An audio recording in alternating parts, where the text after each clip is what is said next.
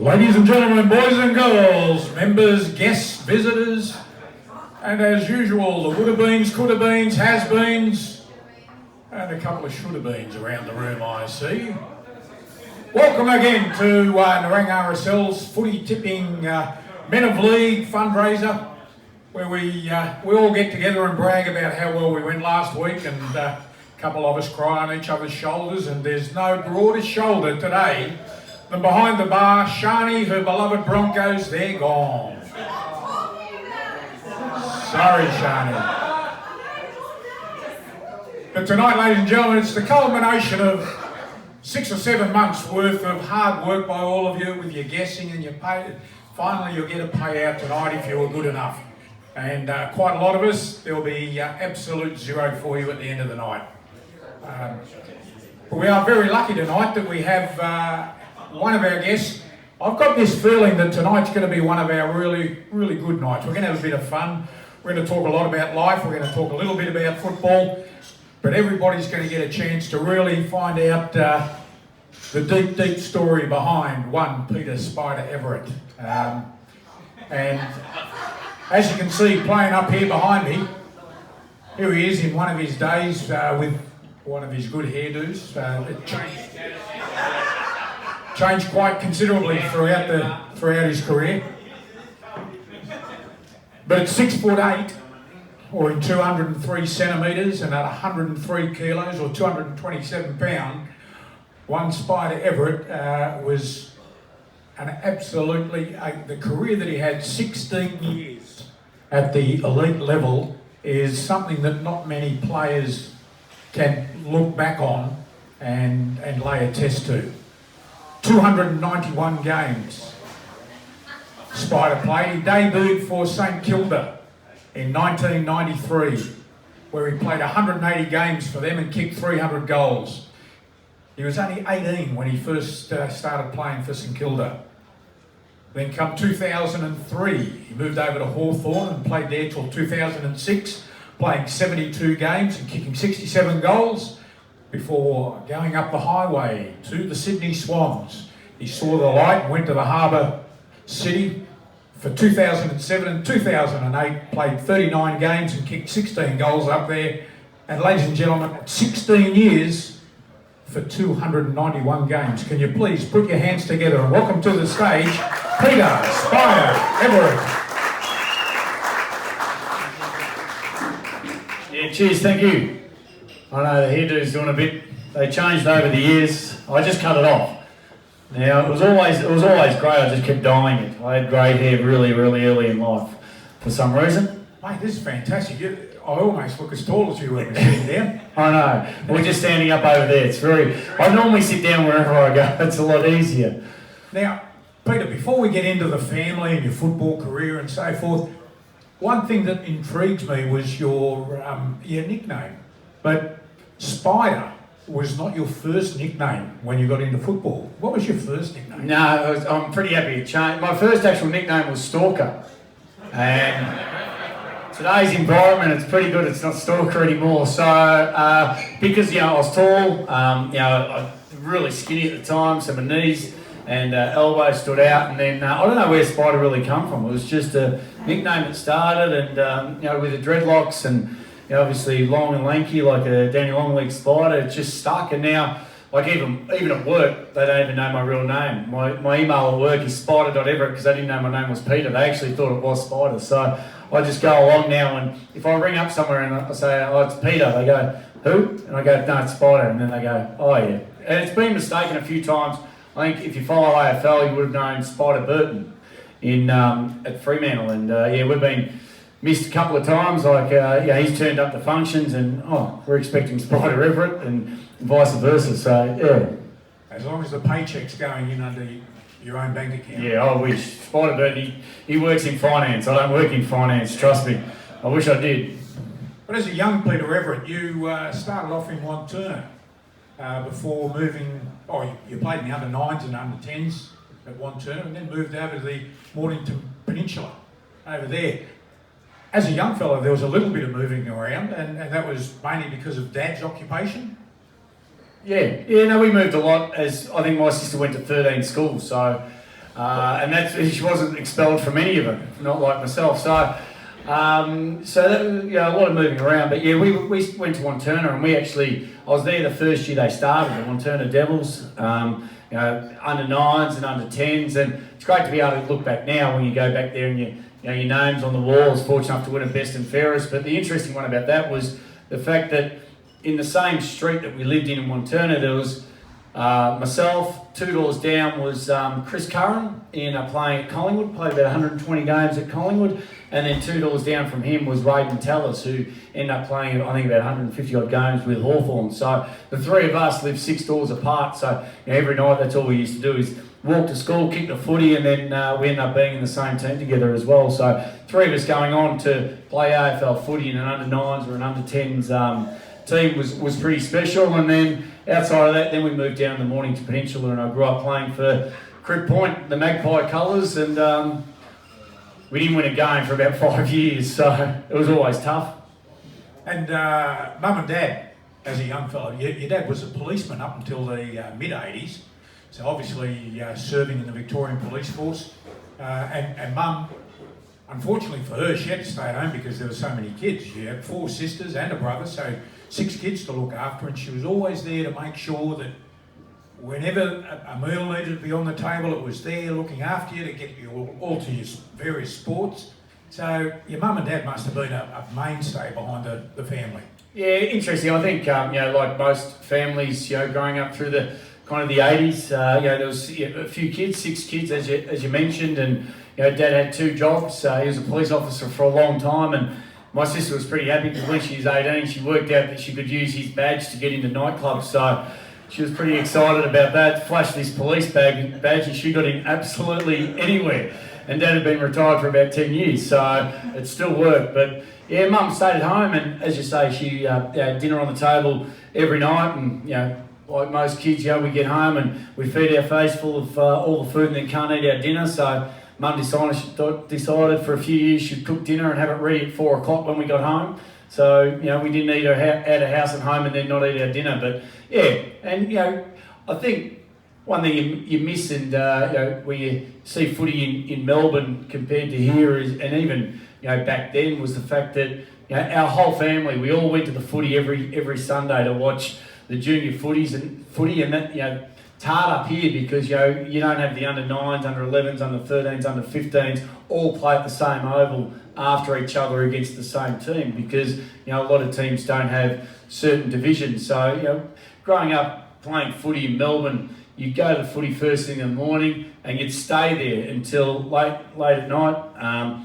Mum would always drive home because Dad used to love the footy come midday and 1 o'clock. So we used to run around every Sunday in the whole car. You'd have streamers out of the window, you'd have streamers on the antennas, and that's what we loved about junior footy. That's your memories when you're growing up in Melbourne. And your dad had a bit of a career in football himself. In some of the lower grades. Who did he have? He played around Coburg. He actually played. He was in the Defence Force or in the police with Rex Hunt for a while. Yeah, and he had one game down there at Richmond, and my mum was more athletic. She was more into hurdling and running rather than football. So mum knew nothing about footy, and Dad used to be a mad Collingwood supporter. So different sides of the fence, but he had a little bit. Yeah, no, our whole family were all Collingwood. They were mad. The old duffel coats with Billy Picken and all that on the back, and the 10 or 15 badges on the front, and they get left out at Waverley Park and you can't get home. But they're the memories of footy around then. By the sound of things, with your mum and dad, you were surrounded a lot by people with a good work ethic, and that probably put you in good stead for when you did start to get into the serious football. I probably wouldn't say that. I'll tell you what, I'll jump a little bit because when I did start playing, and you hear about all these honesty tests at the moment, and you talk about leadership groups, and you hear about the Bloods of the Sydney Swans, and when I first started, I'd never been to an AFL game until I played in one. So I never actually grew up going to AFL games, and when I started training, and then we started going to a few games, and one of our first years, I was around about 20, I'd played, nearly two and a half years of footy. I was playing senior footy, and then they got Ray McLean. Now, Ray McLean's from leading teams. He sits us all in a big circle, and you've got to evaluate everyone honestly. So, you've got to be open and honest, and this is the first time this has kind of happened in the sport itself. And there's myself, I was playing senior footy. We had Ozzie Jones at this stage, and Justin Peckett, Maxie Hudson. So we had a good team. And they got us we had to judge everybody from the most professional person at the footy club to the least professional. And this is in front of everybody, so everyone's just sitting in a big circle. And you get your Stuart Lowe, your Robert Harveys, your Nathan Bergs at the top. And out of 51 blokes, I was number 49, Ozzie Jones was number 50, and Justin Peckett was number 51. And we were all playing senior footy, but at number 32 and 33 were blokes that have never even played senior footy. So it was kind of a kick in the guts to see that's what the group thought of you. And we were just going on ability alone. We were just blessed with good skills. So from that day pretty much onwards, I trained every morning. I got up and trained when no one, kind of got a theory in my mind that I'll train when no one else trained. So I trained every morning and did extras and made sure that I was always going to be the first to the football club. And now it's no different with work, that I'm always first there, one of the last to leave. So kind of that meeting changed completely the way I looked about football. And then by the time I finished at Sydney Swans, we did exactly the same, and I was in the top 4. So you kind of sit there and go, yeah, you didn't bring it through your younger years of 15 and 16. I was just lucky enough to be in the right place at the right time. But when I did make it, you had to then make some pretty big sacrifices to continue on. And we'll go back to your high school years, Hastings High School. How did your high school career go? Yeah, I never got expelled. I got suspended on the last day of year 12 for taking a carton of beers to the school. But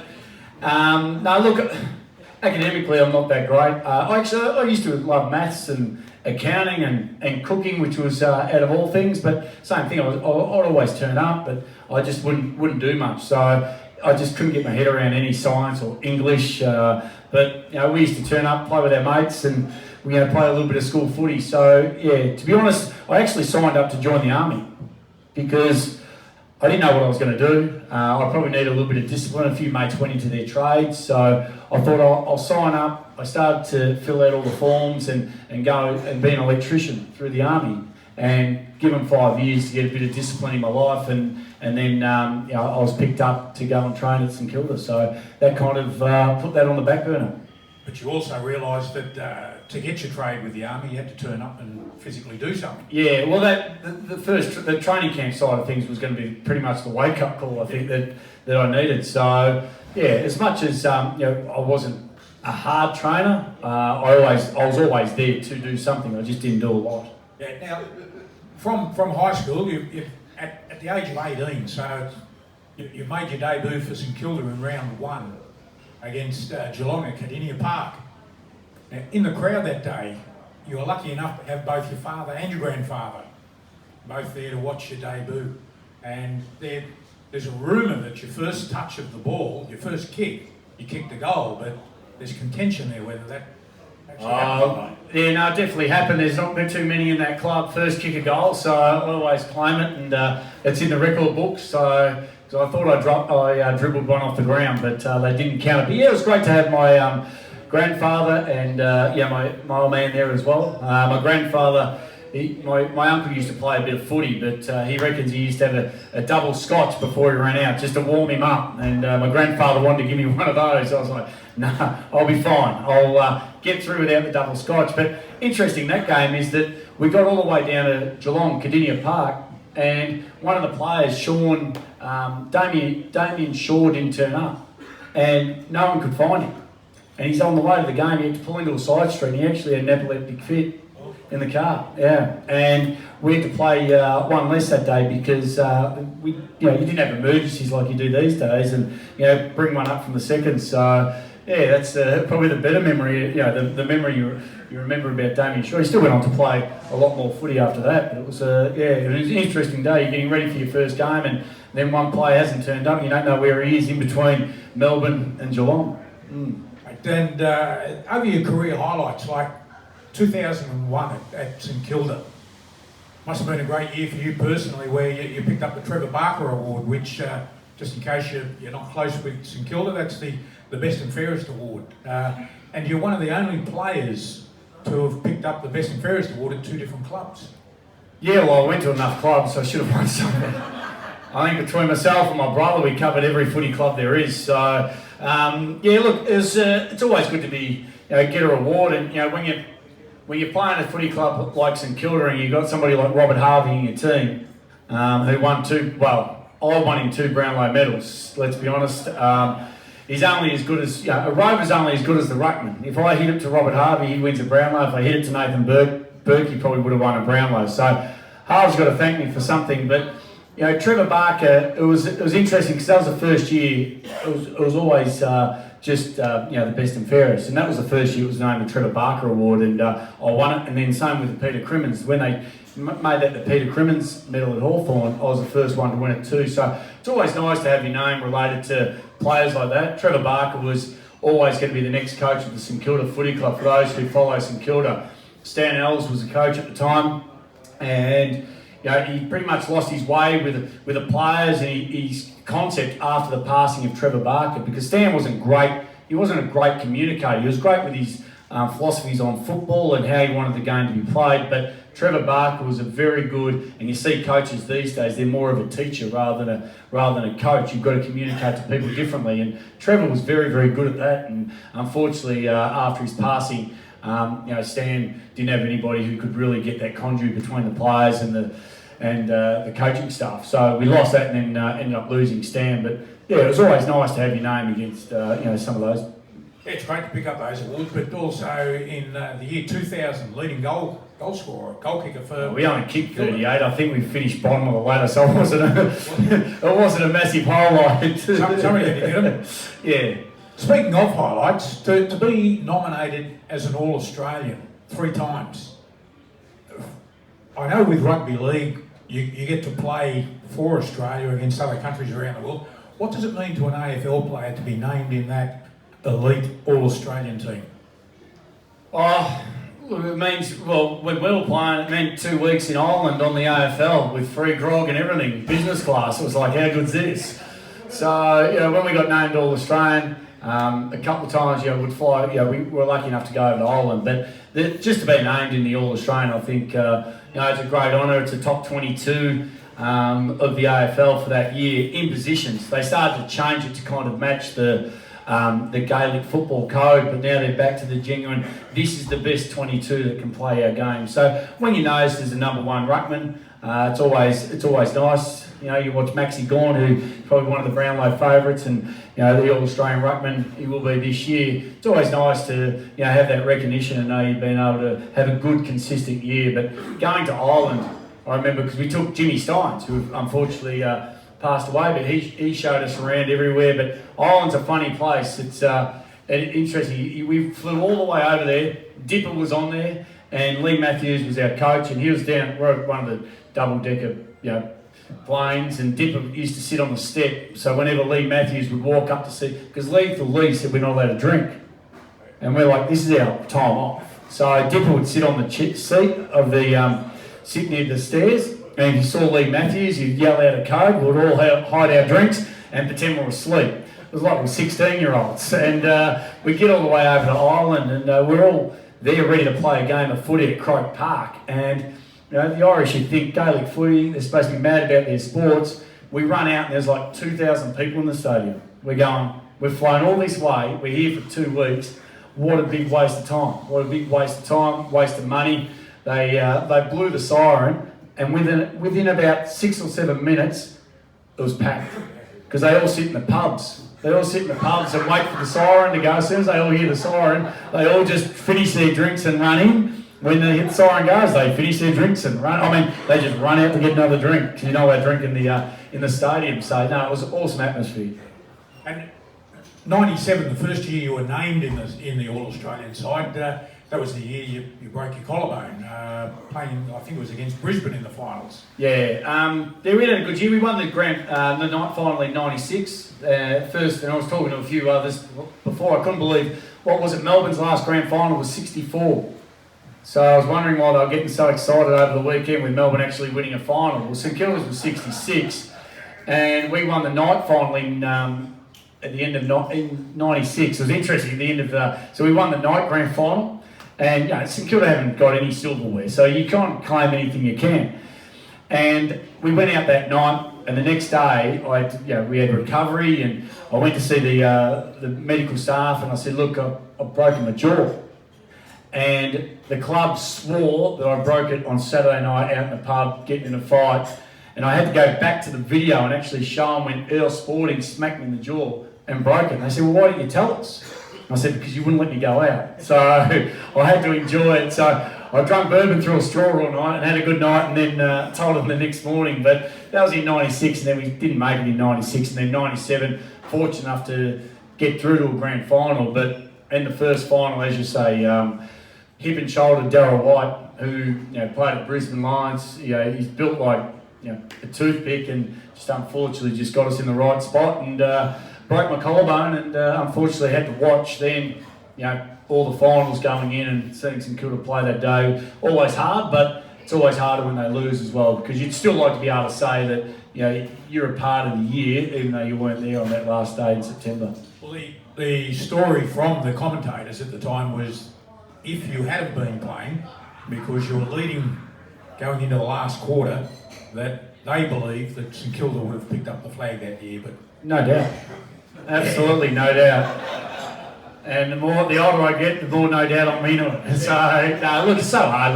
And people always ask you that, especially the passion St Kilda play, members and supporters, and you kind of sit there. And I remember watching the game after. Corey McKernan was on fire as well. It was a great ruckman at the time. We had a good rivalry between us. And Cookie, who come in for me, tackled McKernan, put him over the boundary, did his shoulder as well. So you kind of sit there and go, there's things in games that you can't speculate, but you kind of sit there and pretend you claim it.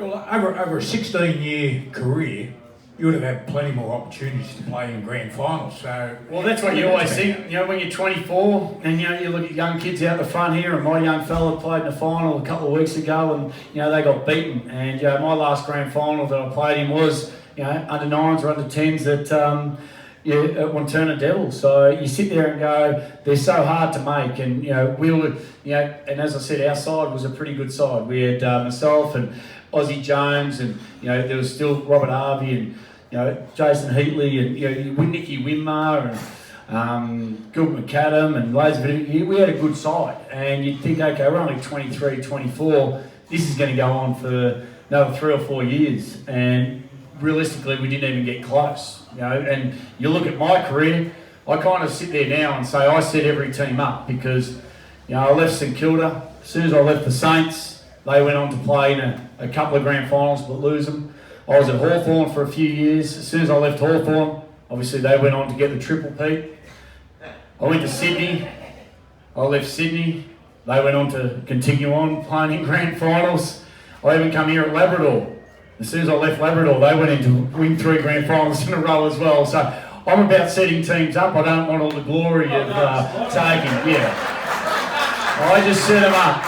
I set them up, and then I walk away and allow you guys to just enjoy it. It's a wonder that they haven't changed the nickname to the Albatross. Yeah. But at the end of 2002, St Kilda traded you to Hawthorn.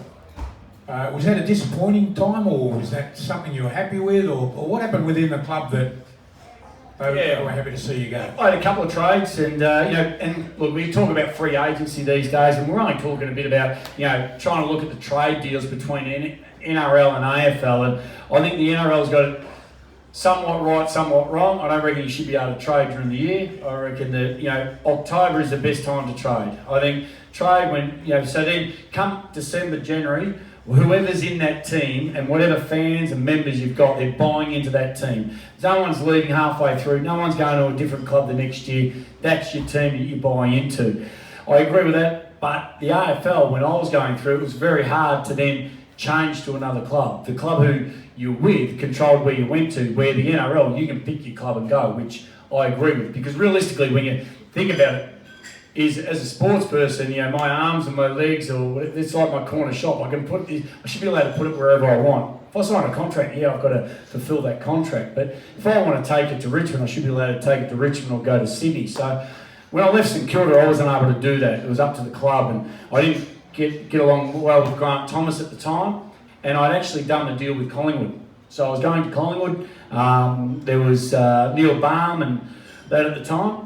Moldhouse that I'd already done the deal, signed, ready to go, and then Grant Thomas wouldn't allow me to go. So I ended up going to Hawthorn, which I was happy to do, and they were at a rebuilding stage. So I ended up going to Hawthorn and having a few years there. And the main reason I left St Kilda was the fact that there was St Kilda always had the party boy image. I kind of fitted that. You know, you've got the dreadlocks.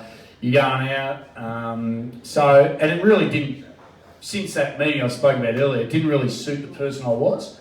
And yeah, you have a persona out there, but it didn't match the hard work and everything that I was trying to fulfill and get out of my footy. So I thought it was going to be a lot easier if I actually moved away from St Kilda and started new and started again. I think I was able to do that, change that stigma around a party boy image at St Kilda to somebody who was more professional at my clubs afterwards. But I ended up doing the same from Hawthorn to Sydney. The thing that mucked up there was the fact that, and I think Hawthorn's got it all right, that our last game in 2005 was against Sydney versus Hawthorn. I played on Jason Ball. Now Jason Ball's another ruckman. And I said to him, gee, if you make the grand final this year, you'll have to go around again. And he goes, no, I'm going to retire no matter what. I was going, oh, sweet, okay. Well, that means Sydney's going to need a ruckman, so let's ring Sydney and ask them. And they were happy for me to go up there at the end of 2005. But again, Hawthorn wouldn't do the deal with Sydney. So that means I had 2006 at Hawthorn, where the players knew that I wanted to go to Sydney. You still give 100%, but you're kicked out of the leadership group. Players look at you differently because it's not like the NRL. You're committed to that one team for the whole year. So that was probably the hardest year of my footy career, that 06 season. I got injured towards the end, and they were very similar to the Tommy Lynch scenario. They said, don't worry about turning up. Just get ready to be traded at the end of the year. So you're kind of in no man's land for a couple of months and, the footy world. So it was a hard time, I suppose, that part. So with the 06 year, Alistair Clarkson was the coach that year, wasn't he? Yeah. How was that dynamics between yourself and him where... Oh, look, Clarko come in with a great game plan. He knew exactly what he wanted to do and proven everyone that he's been able to do it. I think, Hawthorn even now, since they lost their superstars, did a 5-week rebuild. And, they're sitting fourth, they finished fourth this year. So what he's been able to do, so his theories were correct. He got rid of a lot of the old players. And I kind of look back now, and if I'd fully brought in and just changed a few things from my perspective, I could have probably played up until the 08 easily grand final. But I decided that I wanted to get over into Sydney, so unfortunately that was my call and lost it. But nothing against Clarko. What he's been able to achieve there has been magnificent. Now, the last 2 years of your playing career up in Sydney, how did you enjoy the move and fitting into the Sydney scene and with the club? Yeah, the first week, I think Peter Fitzsimmons, come out and said, I don't know why Sydney's recruited Spida. They have a no dickhead policy and he doesn't fit it. So that was always nice to go up to Sydney too. But look, it was great to see another football club outside of Melbourne. And I think, when you're here, you can not look down into Melbourne, but when you're in Melbourne and you see the bubble of AFL footy, and AFL footy is absolutely everything. And I know even though they've got NRL and soccer and basketball, it doesn't matter. AFL is what Melbourne is about. So to be able to go into Sydney and then see from an outside perspective how hard and the other codes, like we would not have known. We've heard of Melbourne Storm, but none of us would have really heard of the Roosters or the Penny Panthers or any of those. So when you go to Sydney and start learning about other codes and then noticing that AFL isn't as big as what you think it is, just in Melbourne, it was a great insight. And still, I believe Sydney was probably one of the best ran football clubs I've ever been to. If you ever want to run a football club, and I remember I can't remember the coach's name. Will come to me soon, but he was a coach of Dave Taylor. He was a coach of the Rabbitohs. It wasn't Dave Taylor, he was a player. Jason Taylor. Yeah, and he said in an interview, he goes, "We want to be the Sydney Swans of the NRL." And they just, they had Richard Collis at the top. He just worried about running the footy club. Then they had, the board of directors. Then they had Andrew Allen, the king, we called him the king. He ran the footy club itself. And then they had Paul Roos, the coach. And Andrew Allen wouldn't tell Roosie how to coach. Roosie would just tell him what players we need. And Andrew Allen would make sure they can fit it in the budget and get them. So it was just a well-ran footy club. And going back to that original story I told you when I was rated number 49, 50 and 51, I was up in Sydney, same thing. 10, probably 15 years later or 13 years later, Jesse White, he was out the front. We had to do the same thing. We're all sitting there, 21-year-old kid, in footy, been in there for 3 years, and we had to evaluate him and see good, bad and indifferent. And 21, didn't have his licence, relied on all the other players to drive him around. Even if he was injured, the players had to wait to drive him home. Didn't cook at home. When you're in Sydney, you had to live with other players. So Roosie said, "Oh, is this all true, Jesse?" Jesse's going, yeah. And Roosie's just, you think a 21-year-old kid in front of 40-odd blokes. Roosie's going, "Well, from now on, right now, you're not a part of this football club. You go home, work out what you need to do, get your licence, start cooking at home, start cleaning up, and until then, don't come. Don't come to the games on the weekend, and if you do, don't wear your Sydney gear because you're not a part of the footy club." And it's pretty, that's pretty brutal, pretty confronting. And Jesse sat there thinking, "Oh yeah," and Roosie's like, "No, go. I mean it, go." And it turned him around. He ended up being a pretty good footballer for Sydney and then Collingwood. So yeah, it's a brutal industry. Some of the players that you had you were lucky enough to play with, and the first one I'll bring up, he sends his apologies tonight because he's in Melbourne and he's one of our local guys. He's been here before. He's one of our friends. Had 1,000 beers over the bar. Nicky Winmar. How'd you find Nicky down at St Kilda? He spent all his time in the gym, or?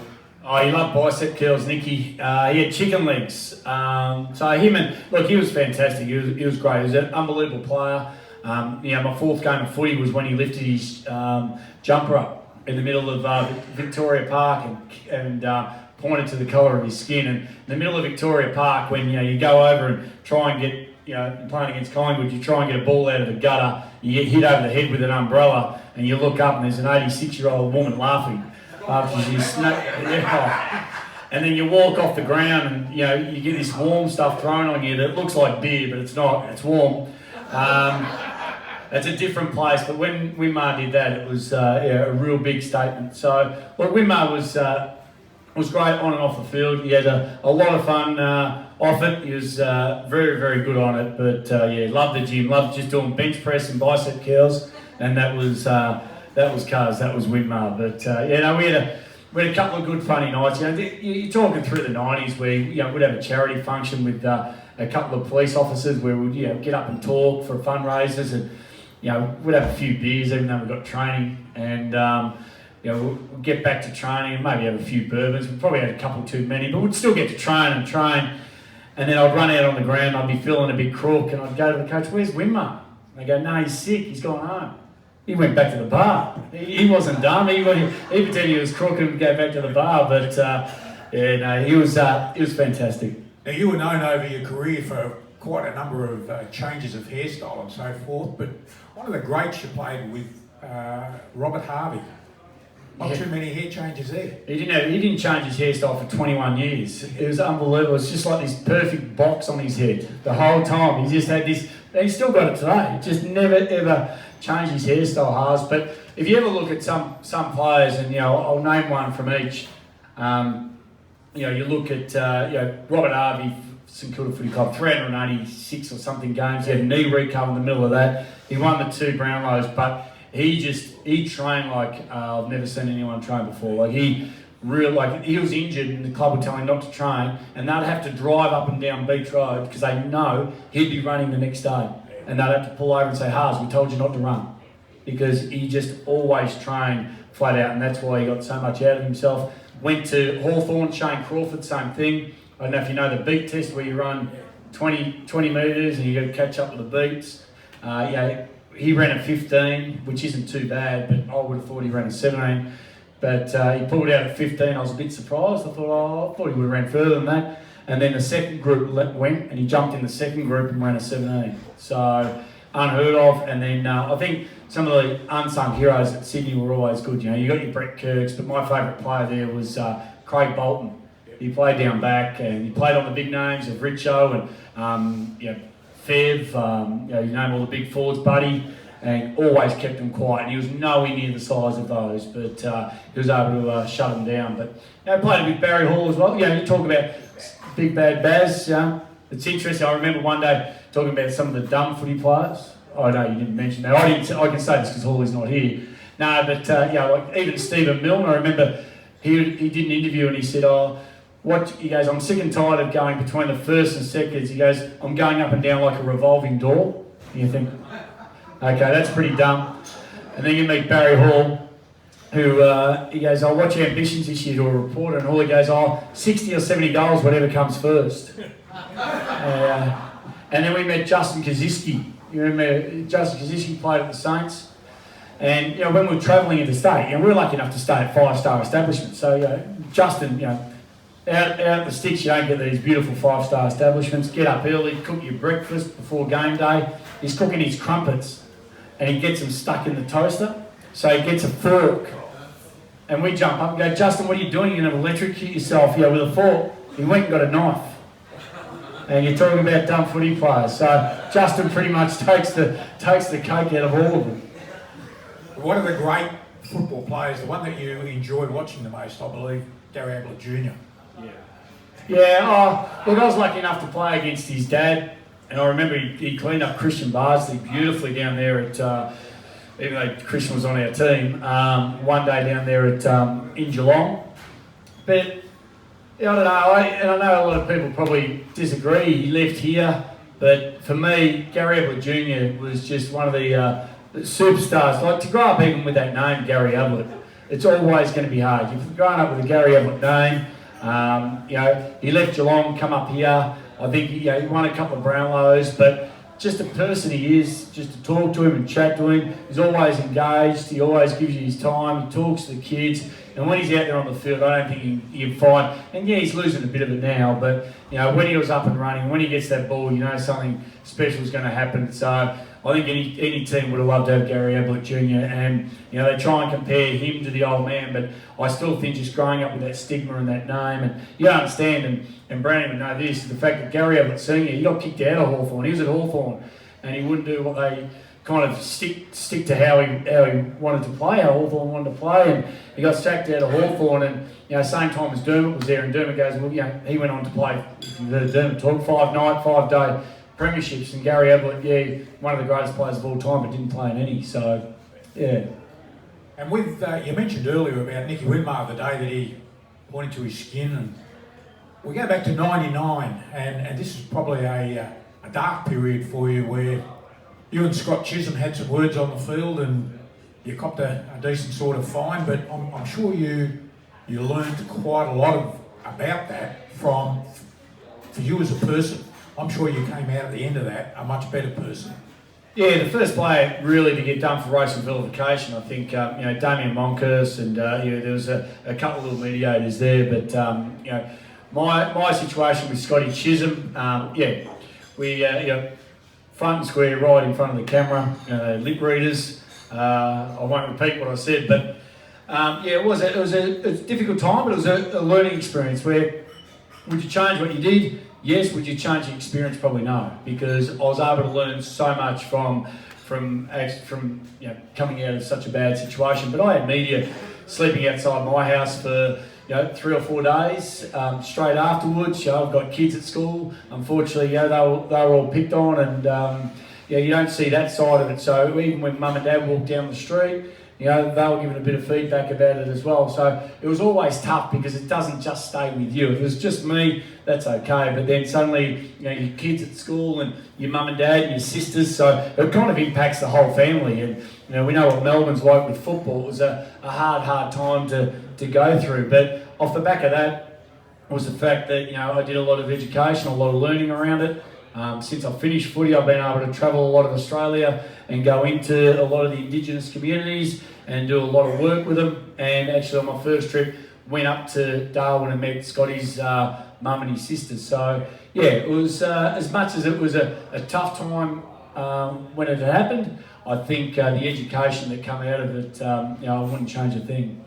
And just finally on your football career, before we get into Peter Everitt, the man and the father and family man, out of all the coaches you had, who do you remember as the best coach that was able to improve your game, and how did he do it? Yeah, look, interesting. I ended up having, I think, probably the most coaches out of nearly anybody in the AFL. I got the most fines too. I ended up being fined $87,500, so that's why I was here for a free feed, really.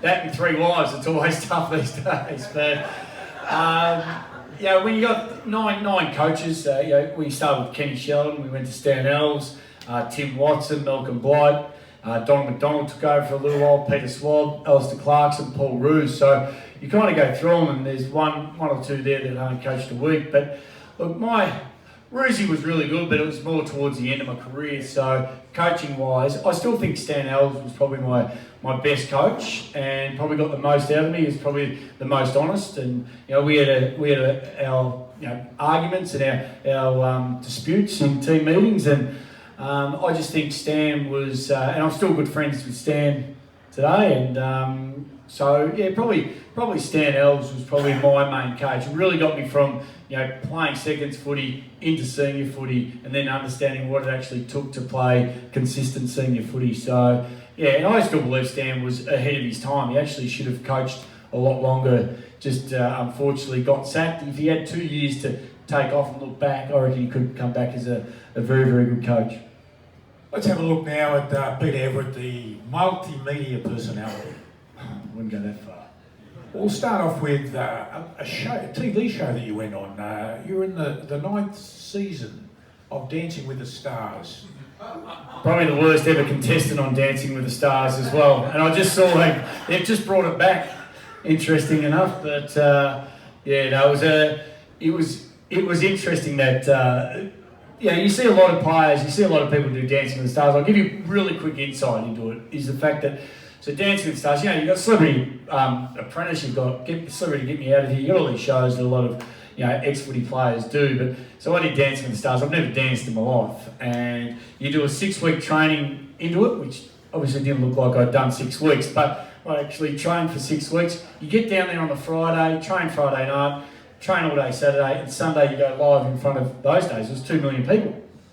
So Friday night we get down there, and everyone gets to meet who else is in there, and you finish your dancing. Of course, I'm in Melbourne, Sheree's up in Cairns filming a TV show.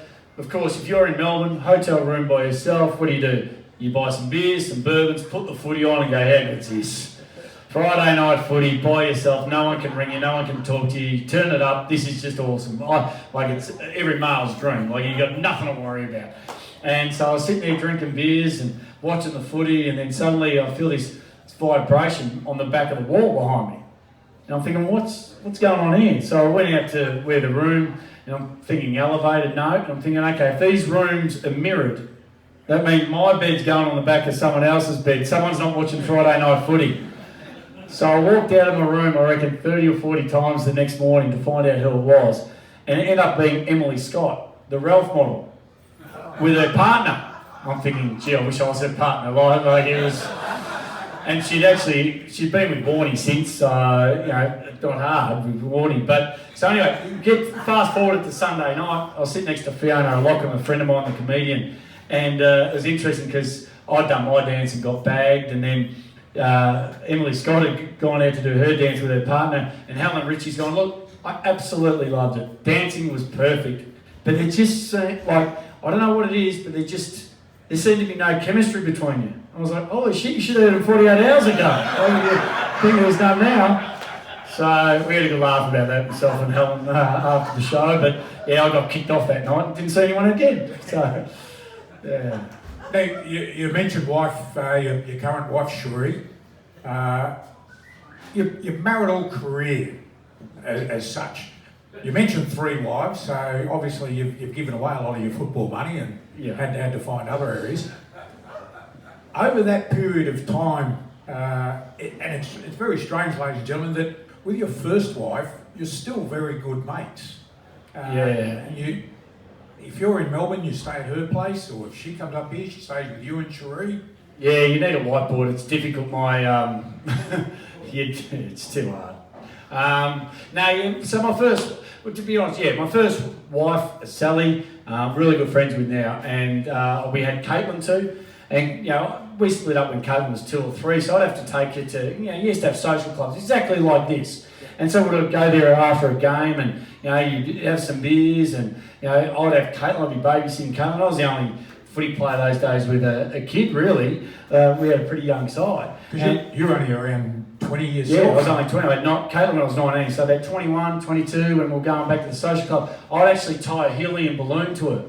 So then I could see where Caitlin was the whole night. And they still remember it. All still now. When Caitlin goes to a St Kilda function, they'll go, I remember the helium balloon. So we're going to take her there one day and put a helium balloon to her. Now she's 24. But so Caitlin's mum, I get along with really, really well. Then I got married to my next wife, Jodie. I've got 2 daughters, 2 Summer and Anae, and then Cherie in Boston. But Sally, my first wife, she's got 2 sons who are the same age as 2 of my children, and they're best friends. So even though they live interstate, they're still best friends. And unfortunately, 3 years ago, Sally's husband passed away really quickly. And from then on, I said I'd help her with the boys and help bring them up and teach them how to drive and be that father figure for them. So we've always got along well with her and respected what Rob did, bringing up Caitlin, who realistically he helped bring up because she lived with them every single day.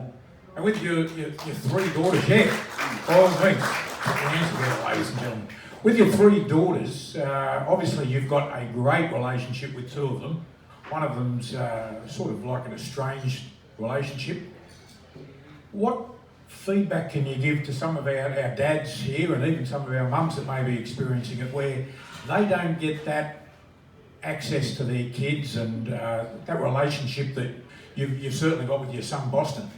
Yeah, look, it's so hard in any relationship, and when you split up and you're trying to see your kids, and every situation is so different. And as I said, my second wife Jodie, I have 2 daughters, 2 Summer and Anae. Summer's 18 now and Anae's 16, but I haven't seen Summer for probably 7, 8 years. Still send her birthday presents and text her every time we're coming down, and send her Christmas presents, and probably half of them go in the bin. But it's just a choice that she made, and unfortunately, the harder you try and push to see them, the further you push them away. So I made that choice that even though they live under the same roof, they do everything the same every day.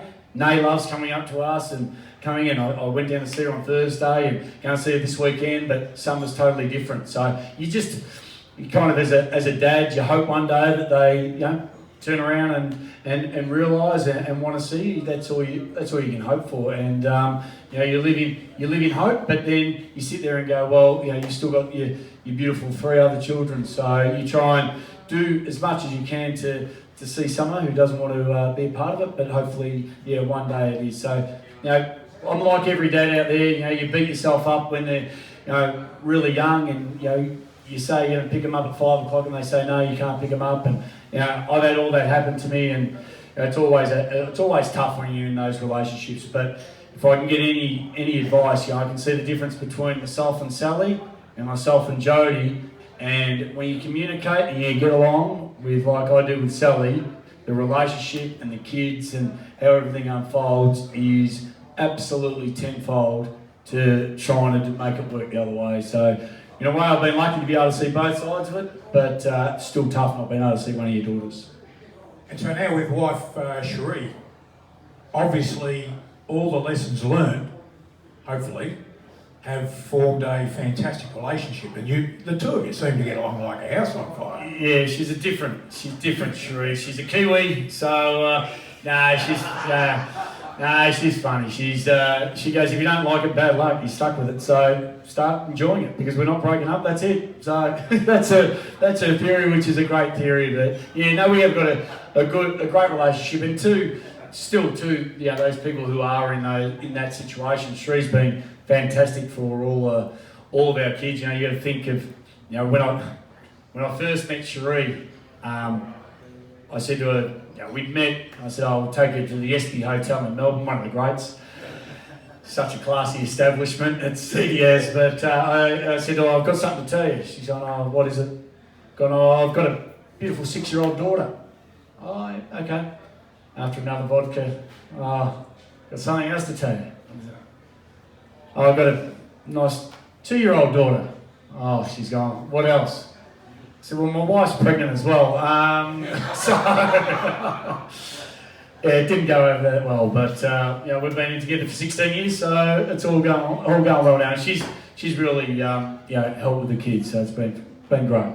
And between the two of you, you've brought out a brilliant young fellow by the name of Boston, who is currently playing, I think, or he's just had his season for the Southport Sharks. Yeah, I often say that I had to keep on turning over the wires to get a son, and it took me 3, but I got there in the end. So, but. No, with AFL footy now, with women's, I'm trying to get Nate to play. But yeah, look, Boston's 12-year-old playing footy locally at Southport, and he loves it, and very, very difficult.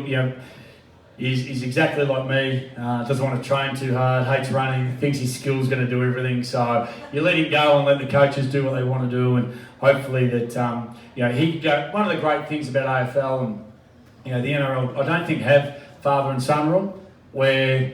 Boston, me being a 150 game player at the St Kilda Footy Club, he can automatically go to the Saints. So they've got a father and son rule, and we went down and played in a Legends game with him a couple of weeks ago in Etihad Stadium, and he's absolutely loved it. So yeah, hopefully he goes down that path. But at the moment, I don't want to coach him. I want other people to have influences on him, and if that's the way he wants to go, good on him. But I think he will. He's got a bit of talent. He's got a pretty good coach at the Sharks, hasn't he? With a bit of pedigree behind him. Yeah, well, until the weekend when he found himself in a bit of a fight with Marcus Ashcroft, Neil Lockett. So there was a bit of fight between the dads here come grand final day. So yeah, look, Neil was really, really good for him this year, and don't know who's going to coach next year, but going from under 12s to under 14s, it's a pretty big step as well. And do you help out at all with the side? I run the water and coach from the other side where you're not allowed to. So pretty much give them encouragement, but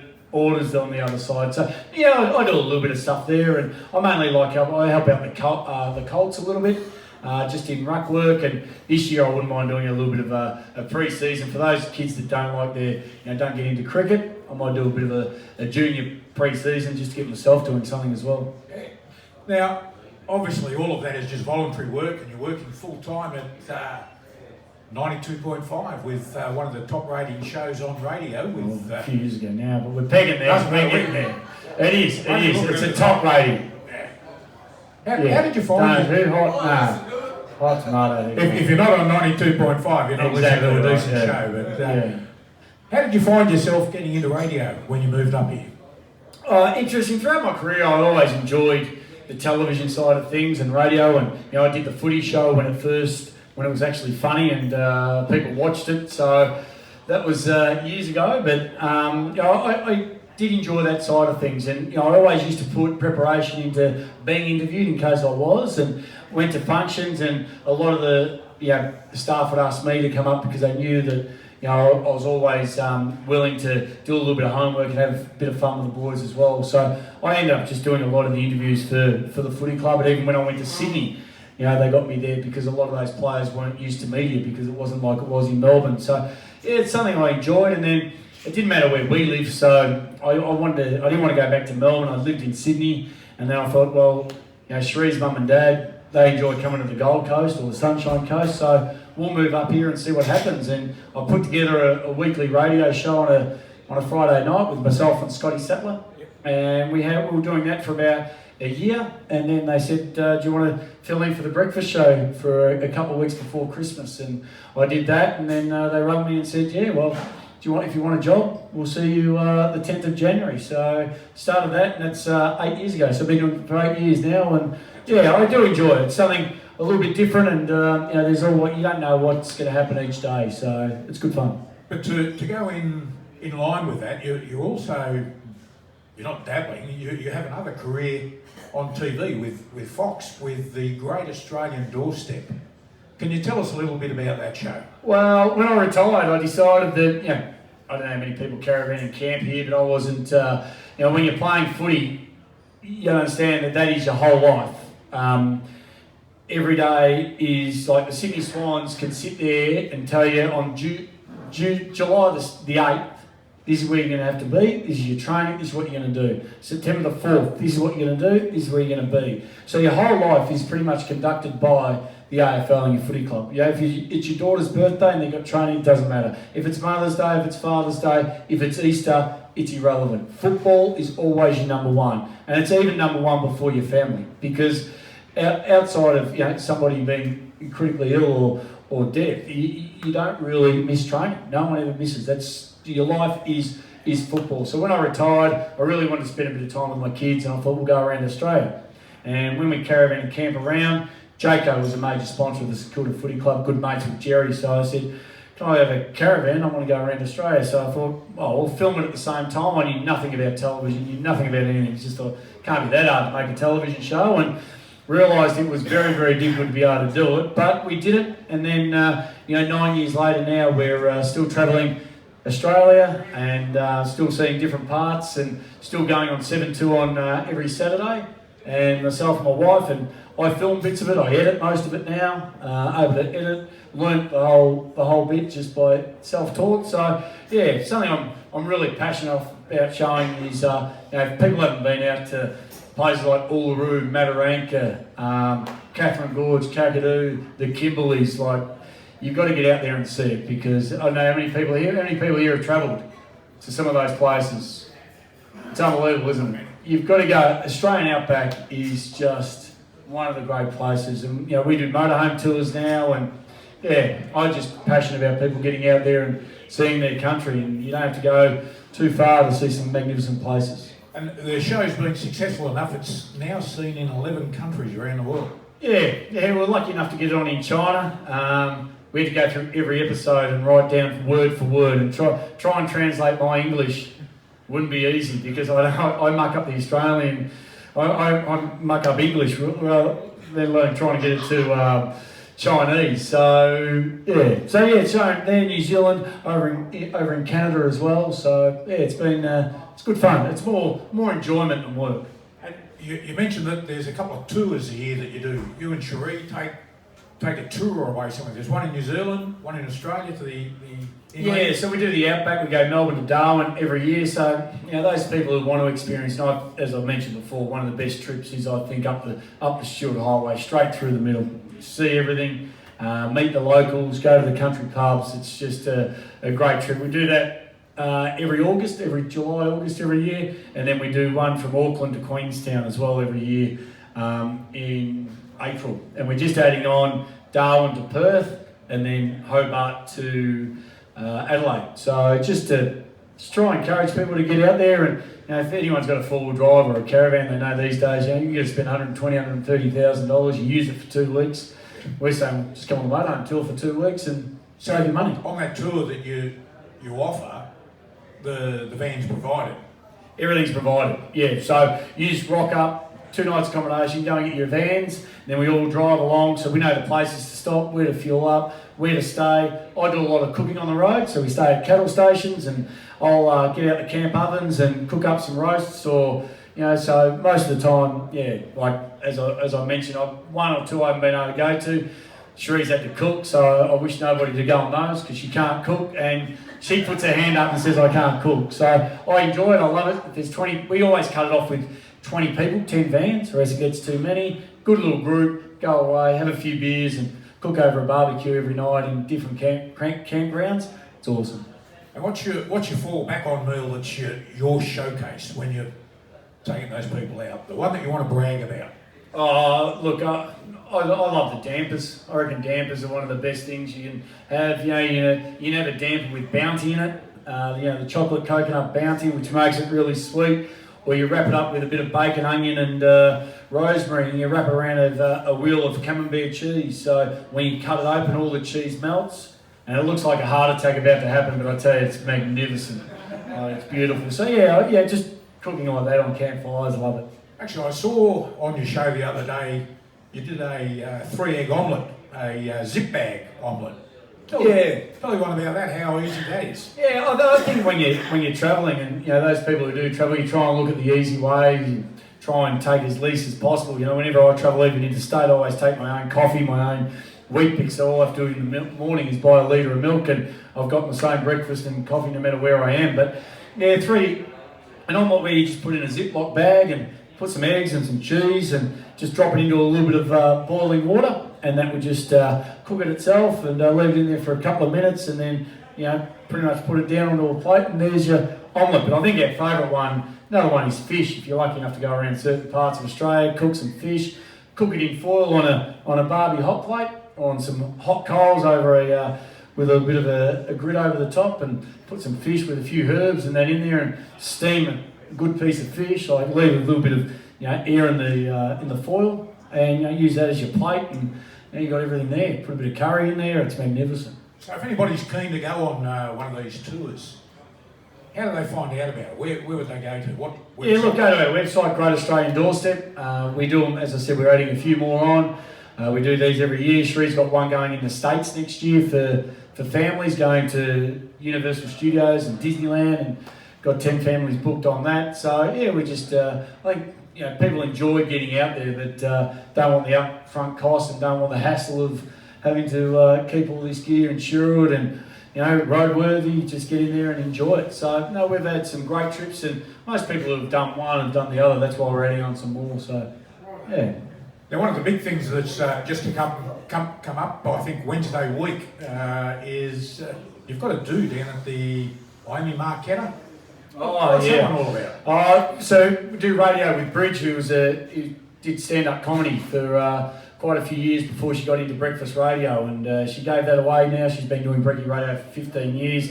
Hasn't been up doing stand-up comedy for that long, so we've given her a little bit of encouragement, a little bit of a push, and she's getting back up there and doing a bit of stand-up next Wednesday night at Miami Marquetta. So it's going to be interesting. We've got Akmal Saleh and a mate of mine, Rob Brown, from comedian from just up towards Toowoomba, and we've got a few more to add to the list over the next few days, and that's going to be it'll be a good night. It'll be challenging for Bridge because it's challenging and facing your fears, and I think one of the biggest fears is, one, getting up and talk, and two, getting up to talk to be funny. And people think, well, they're coming to a comedy night, so you want to be pretty funny, you'd think. Now, obviously, you can buy tickets anywhere, can't you? No, you can only win them. Unless you've got some good cash. I've got some. So to get a ticket, how do you You can only win them at goldfm. Yeah. So you go, listen in the mornings, and the only way you can get there that night is by winning the tickets. So it should be a good. It'll be a cracking night. It'll be funny. So if anybody would like to get along to that, make sure you get on to 92.5. Go to their website and it'll be a good night. It'll be funny. Yeah. I'll just throw it open to the floor now if there's anybody that's got any questions for Spida. Teddy. I got two, Spida. Yeah, only one. See I don't know which one to ask. Try see what they're like first. The first one is. Well, ask both of them, and then he'll tell you which one you're going to Yeah. The first one is you're a crib point boy in a Hastings lab. Why didn't you go and join the bloody Navy? Yeah, interesting. Yeah, the Navy was down there, and we used to, as a young kid, you used to borrow some of their Billabong t-shirts that you couldn't afford off the washing line whenever they hung them out. But yeah, my old man was a part of the Chief Petty Officer's mess down there, because you used to be able to get beers for like 20 cents because they didn't have any tax. So never joined, because when you grew up in Crib Point, the Navy had a bit of a stigma about it that the Army was a bit tougher than the Navy boys. So no, that's just the stigma was down there. But I've met a lot of people down there who used to go there, but no, I never thought about joining the Navy for some reason. Alright, the second one is, one of your stats says you kicked 300 goals. A brilliant effort. How many did you miss? No, 2. I missed 2 and they both hit the point post on a wet day, so it wasn't too bad. But like everyone, we missed a few, but 300 something odd goals, which was my biggest haul was 9 goals 7 on Benny Graham at Geelong one day, and that's why he went to the NFL. That's why I say he went to the NFL anyway. So Thank you. By the way, Collingwood family, Had you have had a smorgasbord of opportunity and just had nobody hassling you, and you could just pick and choose your choice, you would have played for Collingwood, wouldn't you?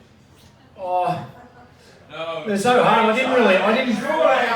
Yeah. Look, it's so hard because as I said, I didn't really go to footy a lot. I remember my cousins were passionate about it. My nana used to live next to Ray Shaw, so they were all Collingwood supporters. But I remember Dale Waitman come to my school one day, and this is why I always went to schools and made sure I go back because my greatest memory as a kid was Dale Waitman coming to Regency Park Primary School, and we're doing a handball comp, and he goes, "Oh, you're good enough, you can come out the front as one of the coaches." And ever since that day, I've been lucky enough to meet Dale Waitman a few times since, and telling that story, and that just still stays with me today, and that's why I always make sure that you do all those school visits because you don't know who you're going to influence when you go. So no, to be honest, I was happy going to St Kilda zoned at that stage, and really I was just happy to get picked up, especially the way I trained when I was 15 and 16. It wasn't that hard. So for the Saints to give me a chance, it was fantastic. Yes. How good do you think Justin Hoffman is? How far can he go? Yeah, look, it's footy's. The average footy player only plays 40 games.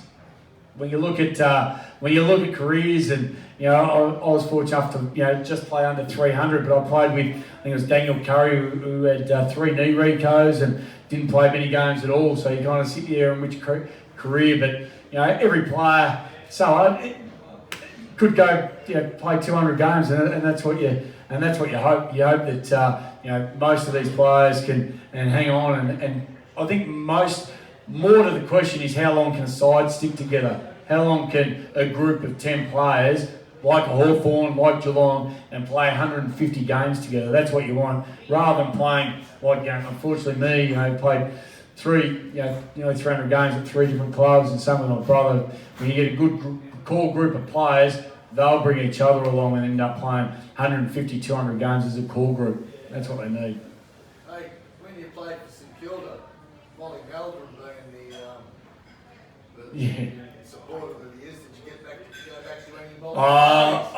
I went to a couple of Molly's parties. The number one rule is you don't go in the spa at Molly's, and the number 2 rule, you don't go upstairs at Molly's. That's all you knew. Just don't go upstairs at Molly Meldrum's house. Anything could happen. But he was a passionate Saints supporter. He paints his front fence every year with Melbourne Storm and the Saints. And I actually went over to see Kiss in Austin, Texas one year. It was one of their last concerts, even though they'd done 40 since. Supposed to be Kiss's last. I wasn't a music fan, but my mate was. So we went over there and we went to Molly's hotel because when we were going to go to Kiss. And he goes, I'm just going to go upstairs and get changed. He goes, best you stay here. And I said, good idea, Molly. So he was great. He was good, Molly. I remember the grand final, one year he fell out of the super box. You see, he actually fell out. He was cheering that hard for the Saints. He actually fell out onto the crowd below him. So he was different, Molly, but unfortunately he's a bit crook at the moment. Oh, Warnie thought it was all right. Yeah, Warnie loved it. Yeah. Any other questions from the floor? What happened to your hair? Yeah, I know. I gave up in the end, just cut it. I had every hairstyle, and it's interesting to show the kids. And Ask a question, mate. These film clips, tattoo free. When did you go mad? Oh yeah, and with the hair, I just just ended up just shaving it off. I was grey always, but those dreadlocks were fake, and then I used to actually get them in, and then don't know why. When you look back now, and then I had the headband, and ended up just finishing the years, cut it short. But yeah, my tattoo, I just slowly kept going, and I actually left St Kilda and went to Hawthorn, and Milne used to always text me every week, have you got that tattoo finished yet? Have you got that tattoo finished yet? But yeah, it just kept coming along, and now you look at tattoos these days, you look at Dane Swan. Dane Swan, when he first started, didn't have a tattoo on him. And then look when he finished, have a look at a photo of Dane Swan when he first started, and when he finished, it's unbelievable. I think Beans would be the same as well. Look where you started. Yeah, I know. I always say I started it, but yeah. Well, ladies and gentlemen, please join with me in thanking Spida Everitt for coming here tonight. No worries, thank you very much. Peter, just on behalf of the club, as a token of our appreciation, we've got a little present down here for you that's going to fit in perfectly with your motorhome, and it's going to help you with your cooking. You'll be the #1 chef around Australia in no time at all. Thanks very much. Thank you very much. Thank you. Enjoy the night. Cheers. Ladies and gentlemen, we're going to be back. We're going to have a break for about 5 or 10 minutes, and then we'll be back. We've got some money to hand out to all you tipsters, the AFL, the NRL. The money will be handed out. That's why Jenny's still here, 2 hours past her bedtime. We'll be back, Jenny. Oh, did she win though?